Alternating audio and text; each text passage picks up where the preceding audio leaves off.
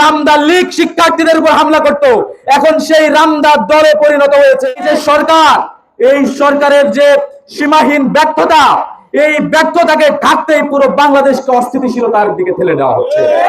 আমরা মনে করি ছাত্রদল সরকার দলীয় সংগঠন হিসেবে পায়ে পালা দিয়ে শিক্ষার্থীদের সাথে গন্ডগোল, গ্যাঞ্জাম, মারামারিতে লিপ্ত হচ্ছে। আমরা যদি সূত্রপাত লক্ষ্য করি, চট্টগ্রাম সিটি কলেজ, আজকে পাবনা, হাতে কিরিচ নিয়ে, রামদা নিয়ে, আগে যে রামদা লীগ শিক্ষার্থীদের উপর হামলা করত, এখন সেই রামদা দলে পরিণত হয়েছে, কিরিচ দলে পরিণত হয়েছে।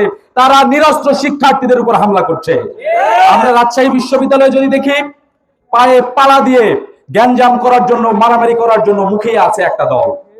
আমরা রাজশাহী বিশ্ববিদ্যালয়ে স্থিতিশীল পরিবেশ চাই।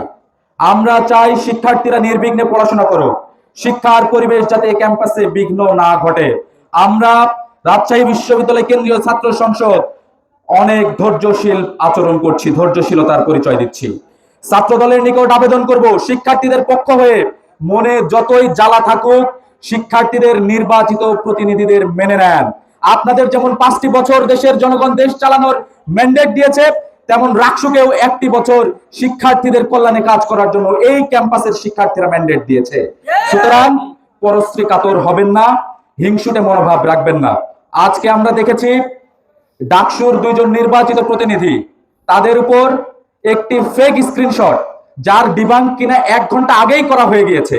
ক্র্যাক প্লাটুন, আওয়ামী লীগের ক্র্যাক প্লাটুন চালানো একজন গুপ্ত, যার স্ক্রিনশটের কারণে ফ্যাসিবাদ বিরোধী 2টো প্রধান দল, ছাত্র দল এবং শিবির, আজকে মুখোমুখি।